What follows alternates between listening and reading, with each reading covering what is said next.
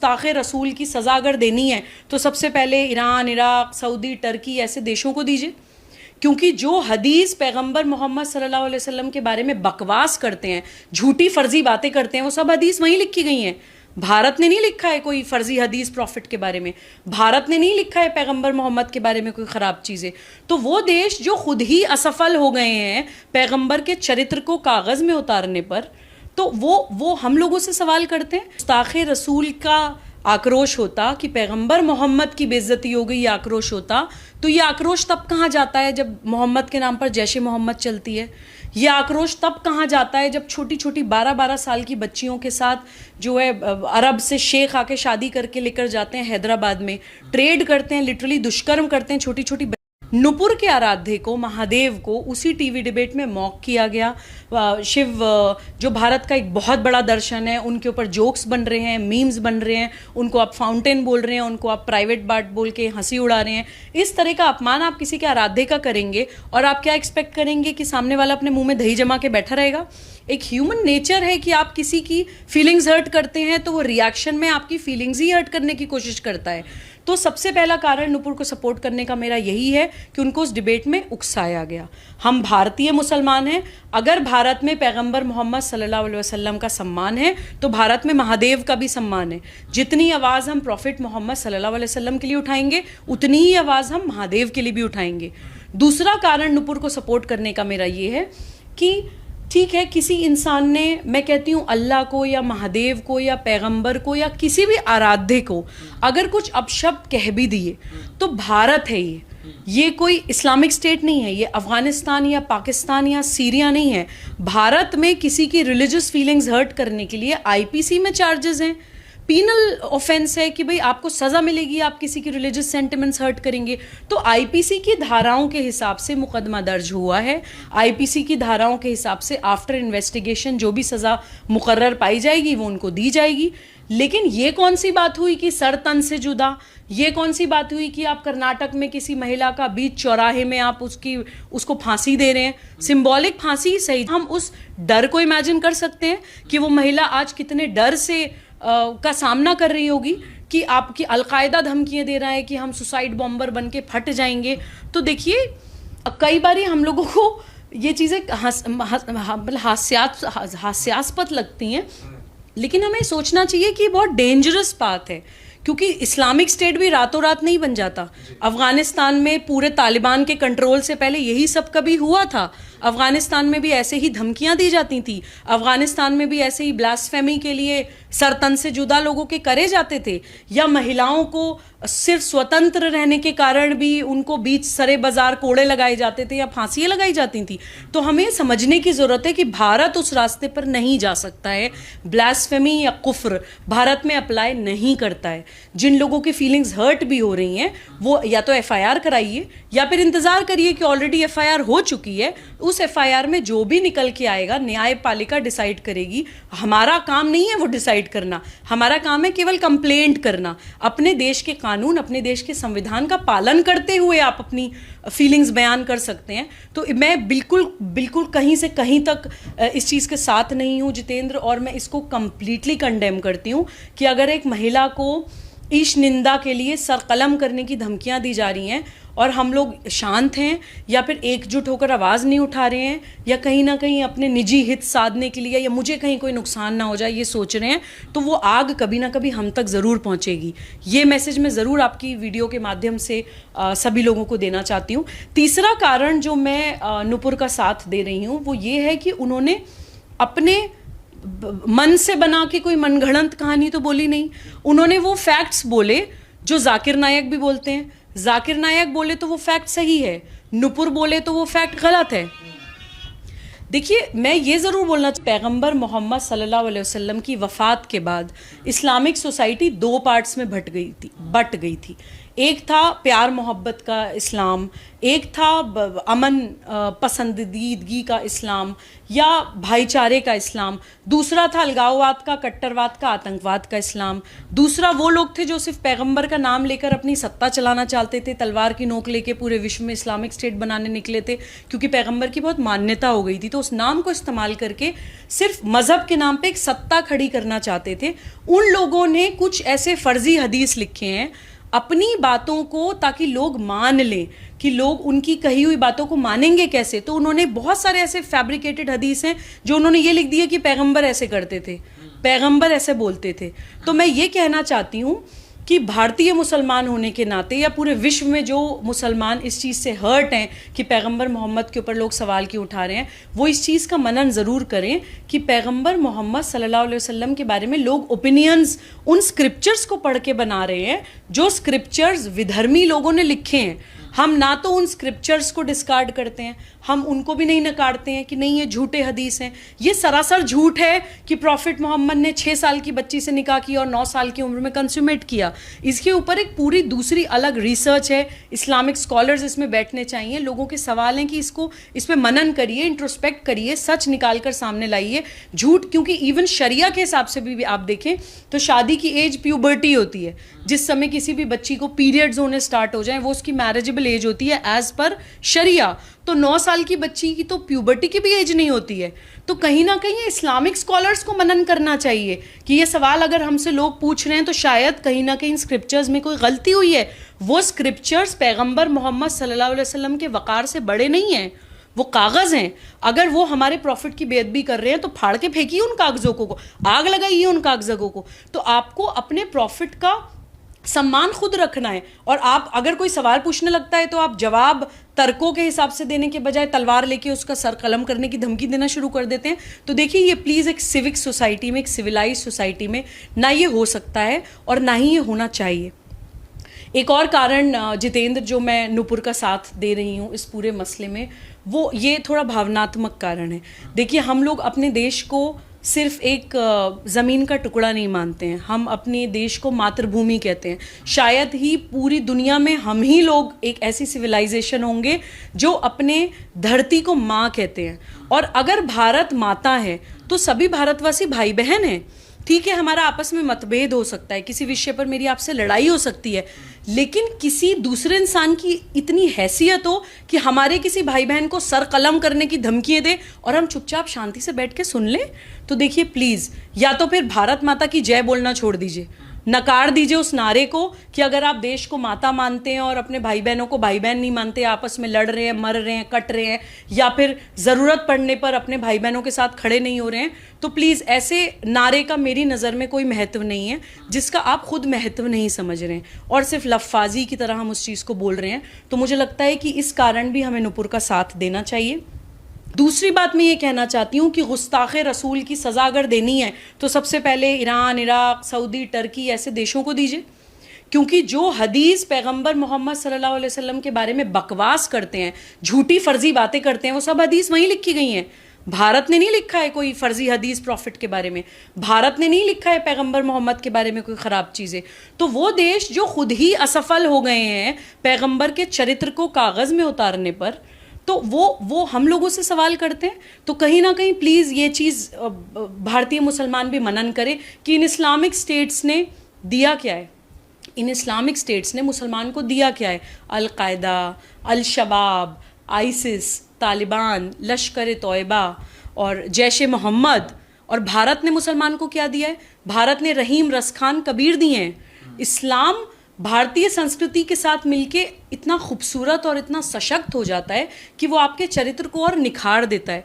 मैं तो ये भी कहती हूँ कि पैगंबर मोहम्मद सल्लल्लाहु अलैहि वसल्लम का दुर्भाग्य है कि वो जंगली कबीलों के देश में पैदा हुए, जंगली कबीलाइयों के देश में पैदा हुए कि उनके चरित्र को कागज़ पे नहीं उतार पाए। हमारे देश में जो है, अगर श्री राम है या श्री कृष्ण है, क्योंकि हमारे देश में ऐसे ज्ञानी, ऐसे विद्वान लोग रहे हैं जो महात्मा पुरुषों के चरित्र को कागज़ पे उतार पाए हैं। ये भारत का इतिहास है। तो ये पैगंबर का मैं दुर्भाग्य मानती हूँ कि उनको शायद वो लोग नहीं मिले, लेकिन भारतीय मुसलमान इस जिम्मेदारी को आगे ले। आप इंट्रोस्पेक्ट करिए कि प्रॉफिट के बारे में गलत बातें कहाँ कहाँ कही गई हैं, उस पर सवाल खड़े करिए, इस्लाम के बारे में रिसर्च करिए और उन स्क्रिप्चर्स को ठीक करने की आवाज़ उठाइए। एक कारण मैं मुस्लिम होने के नाते आती हूँ कि मुसलमान समाज के सभी प्रबुद्ध लोग इस चीज़ पर मनन करें कि अगर ये जो पत्थरबाजी हो रही है, जो या प्रदेशों को भारत को जलाया जा रहा है, या फिर नुपुर के ख़िलाफ़ जिस तरह का वो फांसी पे लटकाना या इस तरह की चीज़ें हो रही हैं, सर पे बाउंटी रखी जा रही है कि इतने करोड़ का इनाम दिया जाएगा जो सर कलम करेगा, जान से मारने की धमकियाँ दी जा रही हैं, रेप्स की देने की धमकियाँ दी जा रही हैं, अगर हमें वाकई लग रहा है कि ये गुस्ताखे रसूल का आक्रोश है तो हम कहीं ना कहीं भ्रमित हैं। अगर ये गुस्ताखे रसूल का आक्रोश होता कि पैगंबर मोहम्मद की बेइज्जती हो गई, ये आक्रोश होता, तो ये आक्रोश तब कहाँ जाता है जब मोहम्मद के नाम पर जैश मोहम्मद चलती है। ये आक्रोश तब कहाँ जाता है जब छोटी छोटी 12-12 साल की बच्चियों के साथ जो है अरब से शेख आके शादी करके लेकर जाते हैं हैदराबाद में, ट्रेड करते हैं, लिटरली दुष्कर्म करते हैं छोटी छोटी बच्चियों के साथ। आपके देश में एक पॉक्सो एक्ट है जो छोटे बच्चों के साथ सेक्सुअल ऑफेंस को बहुत ही गंभीर धाराओं में एक अपराध बताता है। पॉक्सो एक्ट का वायलेशन करके आप छोटी छोटी बच्चियों के साथ निकाह करते हैं, तब कहाँ जाता है गुस्ताखे रसूल। जब हम मुसलमान महिलाओं के साथ हलाला करते हैं तब कहाँ जाता है गुस्ताखे रसूल। वो पैगंबर मोहम्मद सल्लल्लाहु अलैहि वसल्लम जो फेमिनिस्ट थे, वो पैगंबर मोहम्मद सल्लल्लाहु अलैहि वसल्लम जो अपनी बेटी बीबी फातिमा के आने पर उनके सम्मान में खड़े हो जाया करते थे, अपने घर के काम खुद करते थे, खाना खुद बनाते थे, कपड़े खुद धोते थे, वो महिलाओं को कोई सिर्फ नौकरानी या सिर्फ एक सेक्सुअल कमोडिटी नहीं समझते थे। उन प्रॉफिट के नाम पर सबसे ज़्यादा अत्याचार मुस्लिम महिलाओं के साथ हो रहा है, तब कहाँ जाता है गुस्ताखे रसूल। तब क्यों नहीं नज़र आते हैं। कानपुर के जो शहर काजी बोल रहे थे कि हम सर पे कफन बांध के निकल जाएंगे, तब क्यों नहीं सर पे कफन बांध के निकलते हैं जब छोटे छोटे बच्चों को पीएफआई जैसे संगठन हाथ में पत्थर पकड़ा देते हैं। तब क्यों नहीं कफन बांध के निकलते हैं जब मुसलमान संप्रदाय के बच्चों को, युवाओं को आप अलगाववादी, कट्टरवादी, आतंकवादी बनाते हैं। तो प्लीज़ ये गुस्ताखे रसूल के लिए नहीं हो रहा है जो भी हो रहा है। इसलिए इन कारणों की वजह से मैं नुपुर के साथ हूँ और मैं पूरे देश से ये अपील करती हूँ, ये आह्वान करती हूँ कि ये समय है कि हमें इस वक्त नुपुर के साथ होना चाहिए। प्रॉफिट का सम्मान अपनी जगह है और प्रॉफिट का वो सम्मान रखने के लिए ही हमें नुपुर के साथ खड़ा होना चाहिए। ठीक है, आक्रोश में नुपुर से जो गलती हुई वो उसकी माफ़ी मांग चुकी है। उनको, जिस राजनीतिक दल को वो बिलोंग करती हैं, उनको अपनी पार्टी से निष्कासित भी करा जा चुका है। अब मुझे लगता है कि मुसलमान समाज के जो समझदार लोग हैं उनको आगे आके इस लड़ाई को ख़त्म करना चाहिए, उन बच्चों को समझाना चाहिए और पीएफआई जैसे संगठनों को मौका नहीं देना चाहिए कि वो भारत में, हमारे देश में एक मुद्दे को ज़बरदस्ती का बहाना बना के अराजकता करने की कोशिश करें या देश में सिविल वॉर कराने की कोशिश करें। और कुछ सवाल हमें ज़रूर मनन करने, ये एपिसोड हमारे सामने आ रहा है तो हम ये ना समझें कि ये कोई बहुत छोटी सी चीज़ है। कुछ सवाल हमें अपने आप से करने चाहिए कि हमारा देश संविधान से चलेगा या शरिया से चलेगा। हमारी एक डेमोक्रेटिक कंट्री है, हर भाषा, हर जाति, हर क्षेत्र, हर संप्रदाय का सम्मान है, सेक्युलर हैं हम, लेकिन हमारा एक कानून है, हमारा एक संविधान है, हमारी एक सिविक सोसाइटी है जो न्याय संगत दृष्टिकोण से चलती है। तो हमें उसके साथ चलना है। ये देश कोई इस्लामिक स्टेट नहीं है और ये तालिबान के इशारों पे चलने वाला कोई अफ़गानिस्तान नहीं है कि हम शरिया के रास्ते पर चल के इस तरह की अराजकता अपने देश में होने देंगे। दूसरा हम अपने देश की महिलाओं को आतंकवादियों के हवाले छोड़ दें। आप ये सोचिए कि वो किस तरह की धमकी दे रहे हैं। वो आज अब हमने देखा उत्तर प्रदेश में कमलेश तिवारी के साथ क्या हुआ। उन्होंने भी पैगंबर के बारे में आक्रोश में आके कुछ कह दिया था तो उनका एक्चुअली सर ही शायद कलम कर दिया गया था, if I am not wrong. तो आप सोचिए कि वो महिला जो एक सामाजिक राजनीतिक क्षेत्र में है, वो आज नहीं कल, कल नहीं परसों, परसों नहीं तरसों अपने घर से बाहर निकलेंगी। तो क्या हम अपने देश की महिलाओं की सुरक्षा को, सम्मान को या स्वाभिमान को आतंकवादियों के हवाले से छोड़ सकते हैं? ये सवाल भी हमें मनन करना चाहिए। और हम देश को बार बार ऐसी हठधर्मी के आगे झुकने क्यों दें? आप देखिए विषय बदलते रहते हैं, कभी नुपुर शर्मा है, कभी सीएए है, कभी एनआरसी है। ये एक पैटर्न बन गया है, भी बहाना ढूंढेंगे। आज प्रॉफिट को बहाना बना रहे हैं। मैं पूरी जिम्मेदारी के साथ कहती हूँ कि बहाना ढूंढते हैं और सारी अंतर्राष्ट्रीय ताकतें और भारत विरोधी मानसिकताएं एक हो जाती हैं, भारत के खिलाफ एक नैरेटिव बनाने की कोशिश करने लगती हैं और भारत में सिविल वॉर कराने की कोशिश करती है। ये मैं हर बार कहती हूँ कि भारत एक बहुत स्ट्रॉन्ग आइडियोलॉजी है जिसको बाहर से एक्सप्लोड नहीं किया जा सकता है, इसलिए वो लोग कोशिश करते हैं कि इसको अंदर से इम्प्लोड किया जाए। इस चीज़ को हम लोग समझें। ये कोई इत्तेफाक नहीं है कि इसी वक्त पंजाब में प्रो खालिस्तान के नारे लग रहे हैं। ये कोई इत्तेफाक नहीं है कि इस वक्त पश्चिम बंगाल में क्या अराजकता हो रही है इसी मुद्दे को लेकर। ये कोई इत्तेफाक नहीं है कि उत्तर प्रदेश को दंगों के हवाले कर दिया गया है। आप समझिए कि ये राज्य कोई नॉर्मल राज्य नहीं है, ये हमारी बॉर्डर स्टेट्स हैं। ये वो स्टेट्स हैं जो हमारी राष्ट्रीय सुरक्षा की दृष्टिकोण से बहुत महत्वपूर्ण है। मतलब हमें आपस में लड़ा के अंतर्राष्ट्रीय ताकतें हमारे ऊपर आक्रमण करने की पूरी तैयारी कर रही हैं, और हम अपने आप को राष्ट्रवादी बोलते हैं और हम समझ नहीं पा रहे। हमें कोई भी आके मजहब के नाम पे भड़का के हमसे कुछ भी करा लेगा। तो मुझे लगता है समय है कि मुस्लिम समाज को भी अपनी कौम का नाम, अपने पैगंबर का नाम और अपने देश का नाम, तीनों को प्रोटेक्ट करना है। उस जिम्मेदारी को प्लीज समझिए और किसी भी ऐसे संगठन या किसी भी ऐसे व्यक्ति के भड़कावे में मत आइए जो आपको केवल और केवल इस्तेमाल करके आपके देश में अराजकता और आतंकवाद और एक अव्यवस्था करने की कोशिश कर। मैं उत्तर प्रदेश से आती हूँ, मेरी पैदाइश और परवरिश उत्तर प्रदेश में हुई है। तो और जो लोग यूपी को बिलोंग करते हैं वो शायद मेरी इस बात को बहुत अच्छे से समझेंगे कि 2017 से पहले उत्तर प्रदेश का क्या हाल था। छोटा सा एक एपिसोड होता था और पूरा पूरा शहर, पूरा पूरा प्रदेश आग में झोंक दिया जाता था। मेरठ में तो राइट्स होना बहुत आम बात थी कुछ सालों पहले तक, क्योंकि उन राजनीतिक दलों के हाथ में उत्तर प्रदेश था जो आतंकवाद को ना तो ख़त्म करने में, अराजकता को ना तो ख़त्म करने में सक्षम थे, और कहीं ना कहीं जहाँ सक्षम थे करना चाहते नहीं थे। अपनी वोट बैंक की राजनीति करने के लिए अपराध को, आतंकवाद को बढ़ावा देते थे, गैंगस्टर्स, माफियाज को बढ़ावा देते थे। मैं सैल्यूट करती हूँ हमारे चीफ मिनिस्टर माननीय योगी आदित्यनाथ जी को, जिन्होंने इतनी ताकतें लगने के बावजूद भी उन दंगों को रोक के रखा हुआ है। आज जो हम देख रहे हैं कानपुर में, उससे बहुत बड़ा कुछ हो सकता था, लेकिन उस चीज़ को संभाल के रखा गया है, उस चीज़ को रोक कर रखा गया है। तो मैं यही कहना चाहती हूँ कि हमारी सरकारें अपना जो काम कर रही हैं वो कर रही हैं, हमारे जो लीडर्स अपना काम कर रहे हैं सो कर रहे हैं, बट एक समाज होने के नाते भी हमारी जिम्मेदारी है। लोकतंत्र में केवल सत्ता की जिम्मेदारी नहीं, तंत्र में विपक्ष की भी जिम्मेदारी होती है और लोकतंत्र में समाज की भी जिम्मेदारी होती है। वो समाजवादी पार्टी जो उत्तर प्रदेश में कितने सालों तक उन्होंने राज किया, वो आज जाके क्यों नहीं माइक लेके जगह जगह अपनी जीप में निकलते हैं अखिलेश यादव? क्यों नहीं उन बच्चों से अपील करते हैं कि नहीं बच्चों देश को मत जलाओ, नहीं बच्चों प्रदेश को मत जलाओ? वो चाहते हैं कि आग लगे। ये एक नैरेटिव बन गया है कि अच्छा जिसकी सत्ता है बस उसी की जिम्मेदारी है लॉ एंड ऑर्डर। देखिए ये एक बहुत गलत एक सोच बन गई है। जब आपका प्रदेश अगर आपकी आंखों के सामने जल रहा है और एक लोकतांत्रिक व्यवस्था में आप हैं, तो सरकार की भी जिम्मेदारी है, विपक्ष की भी जिम्मेदारी है, समाज की भी जिम्मेदारी है। वो माँ बाप भी मनन करें, वो माएँ भी मनन करें कि अगर आपका बच्चा अपने हाथ में पत्थर लेके घर में आता है, या कहीं तो छुपाता होगा, घर में तो पत्थर छुपाता होगा, आपको क्या लग रहा है अगर आपका बच्चा बर्बाद होगा, आज उसके हाथ में पत्थर है, कल उसके हाथ में चाकू होगा, परसों उसके हाथ में तलवार होगी, फिर उसके हाथ में AK-47 होगी, फिर वो अपने अंदर बॉम्ब बांध के सुसाइड बॉम्बर बन के फट जाएगा, किसका नुकसान होगा? मैं खुद एक माँ, खुदा ना खास्ता मेरा बच्चा किसी गलत रास्ते पे जाता है तो मैं किसी को भी कोसने से पहले अपने आप को कोसूंगी कि जब उसने पहली गलती करी थी, जब उसने पहला अपराध करा था, तो मैंने क्यों नहीं एक माँ होने के नाते उसको थप्पड़ दिया?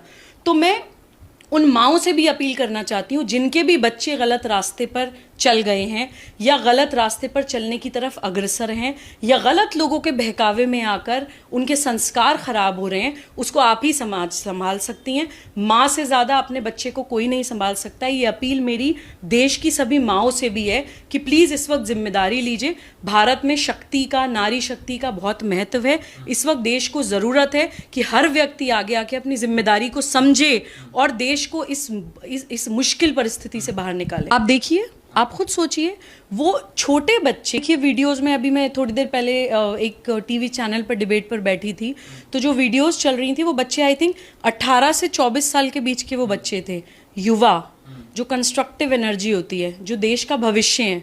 और मैं पूरी जिम्मेदारी के साथ कह सकती हूँ कि उनमें से ऑलमोस्ट 90% लोग ना तो देश की सामाजिक स्थितियां समझते हैं, ना देश की राजनीतिक स्थितियां समझते हैं, ना ही वो ये समझते हैं कि इस्लाम को किस तरह से हाईजैक करके इस्लामिक स्टेट को बढ़ावा दिया जाता है।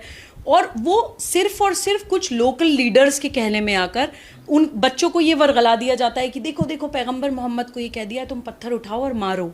तो मैं कहती हूँ कि अगर कुछ लोग इस तरह की अपने वेस्टेड इंटरेस्ट की राजनीति उन बच्चों के कंधों पे रख के कर रहे हैं, तो कुछ लोग तो ऐसे होंगे जो वो चीज़ें समझ रहे हैं। वो लोग आगे क्यों नहीं आते? उनको किस चीज़ का डर है? सबसे बड़ी चीज़ तो मुसलमान की ये है कि वो अल्लाह के अलावा किसी से नहीं डरता। सबसे पहली क्वालिटी एक मुसलमान होने की यही है कि आपको अल्लाह के अलावा किसी से डरना नहीं है। जितनी सांसें ऊपर वाले ने हमारी लिख दी उसको कोई नहीं छीन सकता।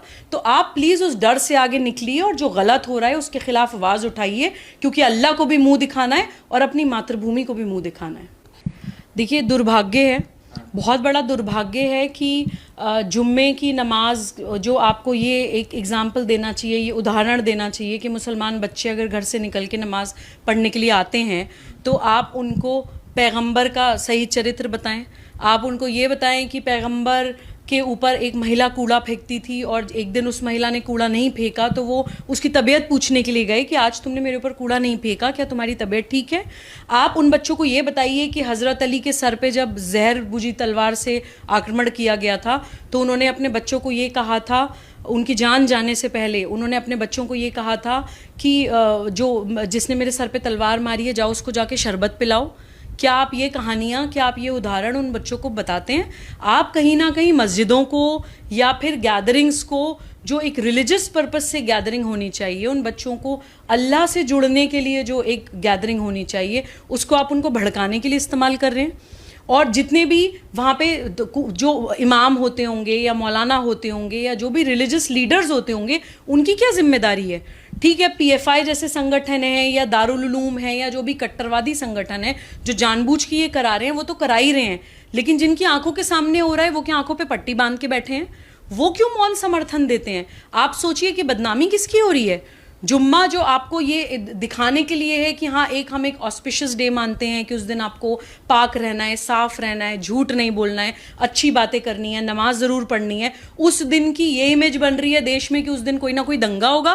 तो इस पे मुसलमान समाज मनन करे, मुस्लिम समाज के लीडर्स मनन करें, क्योंकि ये जो भी पूरा एपिसोड हुआ है ये एक्चुअली एक लेसन है मेरे लिए तो, बिकॉज रोज़ मुझे कुछ ना कुछ नया सीखने को मिल रहा है। ये एक कलेक्टिव फेलियर भी हुआ है समाज के अलग अलग वर्गों का। मैं आपकी इस वीडियो के माध्यम से ये भी कहना चाहती हूँ कि सभी लोगों को इंट्रोस्पेक्ट करके समीक्षा करनी चाहिए कि किससे क्या गलती हुई है। मैं समाज के लेवल पर बात करती हूँ तो मुस्लिम समाज के बारे में तो मैं हमेशा ही कहती हूँ कि क्या रिफॉर्म होने चाहिए। मुसलमानों को भी ये मनन करना चाहिए कि हमारे बच्चे इतने हिंसक क्यों हो रहे हैं, हम उनको पैगंबर का चरित्र बता क्यों नहीं पा रहे हैं। हमने अपने समाज की बागडोर कैसे नेताओं के, कैसे लीडर्स के हाथ में दी है, चाहे वो मौलाना हो, चाहे वो राजनीतिक लीडर्स हों। कहीं वो हमारे बच्चों को अपराध की तरफ या अलगाववाद की तरफ या आतंकवाद की तरफ या देशद्रोह की तरफ तो नहीं ले जा रहे हैं। इस चीज़ को मुसलमान समाज को भी मनन करना चाहिए और हिंदू समाज को भी मुझे लगता है करना चाहिए, क्योंकि जैसे हमने देखा कि ये पूरा माहौल बना, ठीक है, सामने वाले विधर्मी हैं या ये कहिए कि वो विदेशी कल्चर से ज़्यादा इम्प्रेस्ड हैं, वो हमारे आराध्य का अपमान कर रहे हैं, लेकिन हम तो हिंदू हैं। हिंदू कोई संप्रदाय नहीं है, हिंदू संस्कृति है। Hindu is a Commonwealth of all modes of worship. हमने क्यों दूसरे के आराध्य का अपमान किया, चाहे आक्रोश में, चाहे आवेश में या फीलिंग्स हर्ट करने के लिए। कहीं ना कहीं हम लोग भी ये इंट्रोस्पेक्शन करें कि हमारी एक ये छोटी सी गलती, मैं इसको छोटी गलती कहती हूँ क्योंकि इनहेरेंटली हम गलत नहीं हैं, हम किसी की बेअदबी करना, किसी का दिल दुखाना चाहते नहीं हैं, लेकिन जिस भी कारण हमसे वो गलती हुई, उस गलती को जो भारत विरोधी मानसिकताएं जो भारत को घेरने की कोशिश कर रही थी, उन्होंने बहुत ही कुशलता के साथ इस्तेमाल कर लिया। तो मैं ये ज़रूर कहना चाहूँगी कि हमारी निजी भावनाएं राष्ट्रीय सुरक्षा के लिए और देश के स्वाभिमान से ज़्यादा बड़ी नहीं है। तो हम लोग भी इस तरह की गलती करने से बचें, हिंदू होने का मतलब समझें। हिंदू, मेरे गुरुदेव ये बोलते हैं कि Hindu is a Commonwealth of all modes of worship. Kashmir से कन्याकुमारी तक हज़ारों हज़ारों देवी देवताएं भारत में, 2-4 और हो जाएंगे तो कोई फ़र्क नहीं पड़ता, क्योंकि आराध्यों की लड़ाई भारत में कभी नहीं होती। सबके अपने अलग अलग आराध्य होते हैं और सब एक दूसरे का सम्मान करते हैं, अपने लिए अभिमान करते हैं, दूसरे के लिए सम्मान करते हैं। कोई किसी का जाके गला नहीं काटता, कोई किसी को जाके गाली नहीं देता और कोई किसी को जाके क्रिटिसाइज़ नहीं करता। ये भारत की खूबसूरती है। और भारतीय संस्कृति या हिंदू होने का मतलब प्रकृति प्रेमी भी होता है। बार बार इस बात को दोहराती हूँ और आज भी इस बात को ज़रूर दोहराऊंगी कि भारतीय संस्कृति में भगवान का मतलब होता है भूमि, गगन, वायु, अग्नि, नीर। हम लोग भी कहीं ना कहीं सेल्फ रिलायंट हों, अपनी प्रकृति की ओर वापस लौटें। इसके लिए भी बहुत सुंदर सी एक लाइन है जो मुझे लगता है कि हमें याद करनी चाहिए। चाहत से देसी, ज़रूरत से स्वदेशी और मजबूरी में विदेशी। इस चीज़ का प्लीज़ हम ध्यान रखें, क्योंकि सारी जिम्मेदारी अकेली सरकार की नहीं है, जिम्मेदारी समाज की भी है। हम देखें कि आज हमारे देश को कितनी शर्मिंदगी का सामना करना पड़ा है, देशवासियों को कितनी शर्मिंदगी का सामना करना पड़ा है। हम हिंदू होने का मतलब पहचानें, और हमें दूसरे की लकीर छोटी करने की कोई ज़रूरत नहीं है। हमारी अपनी लकीर इतनी लंबी है कि पूरा विश्व हमारे पीछे चलेगा, लेकिन हम कम से कम उसको पहचानें, और उसको पहचानने के बाद फिर दुनिया तक वो ज्ञान पहुँचाएँ। ये मैं अपील ज़रूर करती हूँ। और लास्ट में मैं मुस्लिम समुदाय के लोगों से एक बात और कहना चाहती हूँ कि अल्लाह को, the most beneficent, the most merciful, जिसने पूरी दुनिया बनाई है, मुझे नहीं लगता कि उसको अपनी ऑनर या अपने वक़ार को बचाने के लिए इंसानों की ज़रूरत होती है। और अल्लाह का नूर हर जगह है, कोई ऐसी जगह नहीं है जहाँ पे अल्लाह ना हो। और कहीं ना कहीं भारतीय संस्कृति में हमें बताया जाता है कि वो अल्लाह का नूर, वो ब्रह्म तत्व, वो भगवान होना कहीं ना कहीं हमारे अंदर है, जो हमें अहम ब्रह्मास्मि बोला जाता है।